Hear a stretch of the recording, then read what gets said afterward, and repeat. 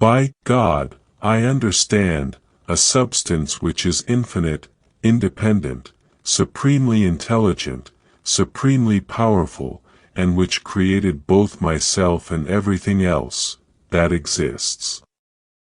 All these attributes are such that, the more carefully I concentrate on them, the less possible it seems that they could have originated from me alone.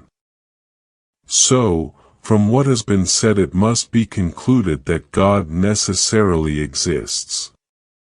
With me, everything turns into mathematics. It is a mark of prudence never to place our complete trust in those who have deceived us even once.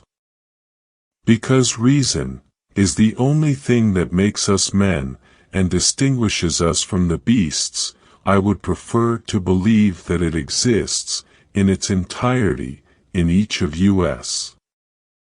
The reading of all good books is indeed like a conversation with the noblest men of past centuries who were the authors of them, nay, a carefully studied conversation, in which they reveal to us none but the best of their thoughts. Good sense is the most equitably distributed of all things because no matter how much or little a person has, everyone feels so abundantly provided with good sense that he feels no desire for more than he already possesses. Some years ago I was struck by the large number of falsehoods that I had accepted as true in my childhood, and by the highly doubtful nature of the whole edifice that I had subsequently based on them. I realized that it was necessary, once in the course of my life, to demolish everything completely and start again right from the foundations if I wanted to establish anything at all in the sciences that was stable and likely to last. But I cannot forget that, at other times I have been deceived in sleep by similar illusions, and, attentively considering those cases, I perceive so clearly that there exist no certain marks by which the state of waking can ever be distinguished from sleep, that I feel greatly astonished, and in amazement I almost persuade myself that I am now dreaming. So blind is the curiosity by which mortals are possessed, that they often conduct their minds along unexplored routes, having no reason to hope for success, but merely being willing to risk the experiment of finding whether the truth they seek lies there. It is not enough to have a good mind. The main thing is to use it well. Bad books engender bad habits, but bad habits engender good books. I am accustomed to sleep and in my dreams to imagine the same things that lunatics imagine when awake. Whatever I have up till now accepted as most true and assured I have gotten either from the senses or through the senses. But from time to time I have found that the senses deceive, and it is prudent never to trust completely those who have deceived us even once. It is best not to go on for great quest for truth, it will only make you miserable. But what then am I? A thing that thinks. What is that? A thing that doubts, understands, affirms, denies, wills, refuses, and that also imagines and senses. Nothing is more fairly distributed than common sense. No one thinks he needs more of it than he already has. Reading good books is like engaging in conversation with the most cultivated minds of past centuries who had composed them, or rather, taking part in a well-conducted dialogue in which such minds reveal to us only the best of their thoughts. When I turn my mind's eye upon myself, I understand that I am a thing which is incomplete and dependent on another and which aspires without limit to ever greater and better things. Whenever anyone has offended me, I try to raise my soul so high that the offense cannot reach it. I am thing that thinks, that is, a things that doubts, affirms, denies, understands a few things, is ignorant of many things, is willing, is unwilling, and also which imagines and has sensory perceptions. The destruction of the foundations necessarily brings down the whole edifice. The dreams we imagine when we are asleep should not in any way make us doubt the truth of the thoughts we have when we are awake. Each problem that I solved became a rule, which served afterwards to solve other problems. I think, therefore I am.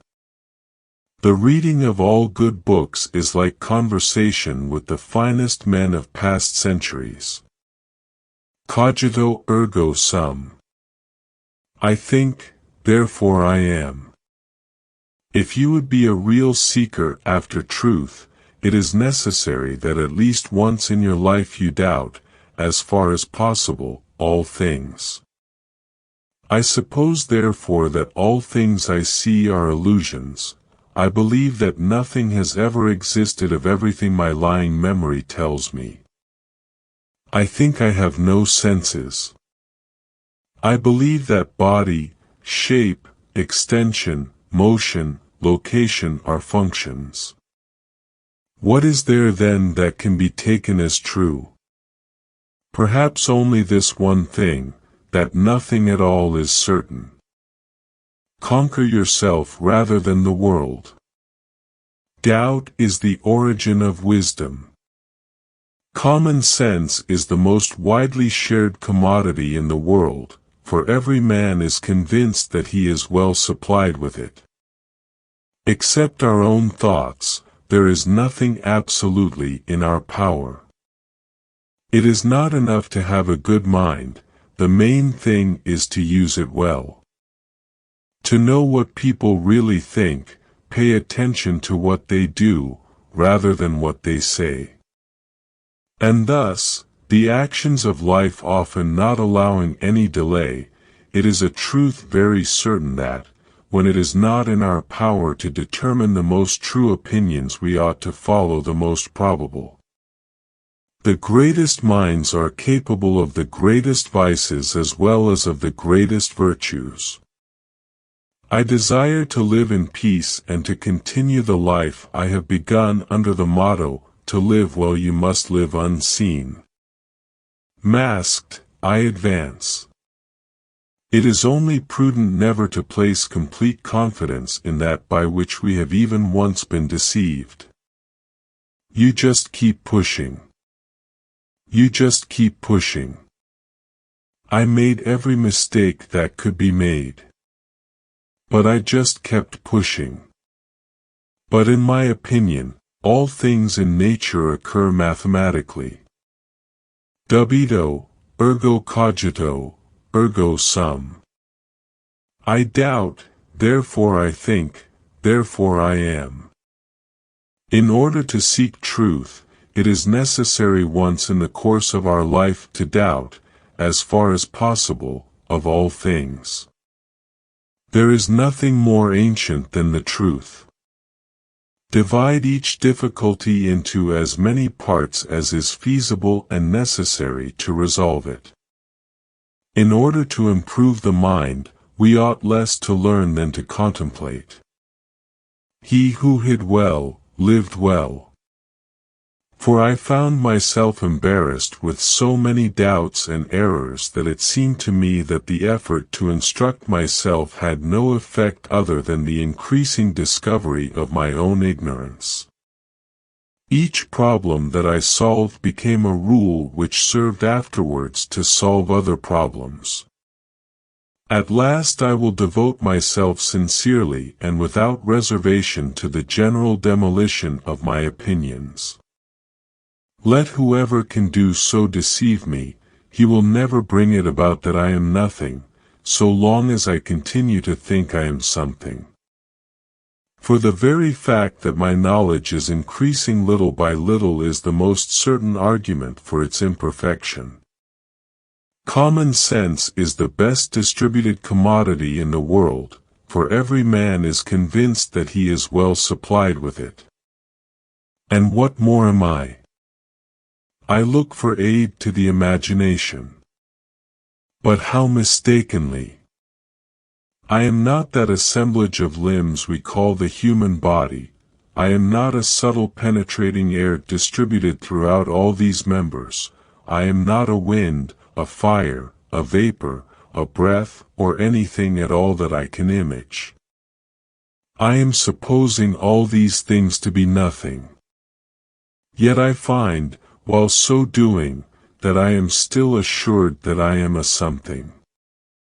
Reading good books is like engaging in conversation with the most cultivated minds of past centuries who had composed them, or rather, taking part in a well-conducted dialogue in which such minds reveal to us only the best of their thoughts.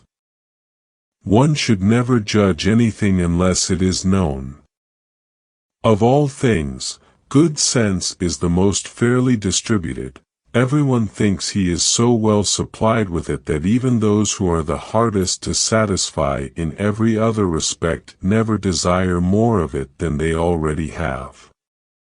Good sense is, of all things among men, the most equally distributed, for every one thinks himself so abundantly provided with it, that those even who are the most difficult to satisfy in everything else, do not usually desire a larger measure of this quality than they already possess.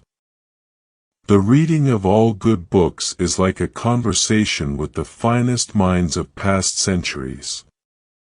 The first precept was never to accept a thing as true until I knew it as such without a single doubt. This result could have been achieved either by his, God, endowing my intellect with a clear and distinct perception of everything about which I would ever deliberate, or simply by impressing the following rule so firmly upon my memory that I could never forget it: I should never judge anything that I do not clearly and distinctly understand. My third maxim was to try always to master myself rather than fortune, and change my desires rather than changing how things stand in the world. But it is not my design to teach the method that everyone must follow in order to use his reason properly, but only to show the way in which I have tried to use my own. Am I so tied to a body and senses that I am incapable of existing without them? I had become aware, as early as my college days, that no opinion, however absurd and incredible, can be imagined, that has not been held by one of the philosophers. They do everything in their power to make fortune favor them in this life, but nevertheless they think so little of it, in relation to eternity, that they view the events of the world as we do those of a play. For to be possessed of a vigorous mind is not enough, the prime requisite is rightly to apply it. I fear being shaken out of them because I am afraid that my peaceful sleep may be followed by hard labor when I wake, and that I shall have to struggle not in the light but in the imprisoning darkness of the problems I have raised. It is thus quite certain that the constitution of the true religion, the ordinances of which are derived from God, must be incomparably superior to that of every other. To live well, one must live unseen.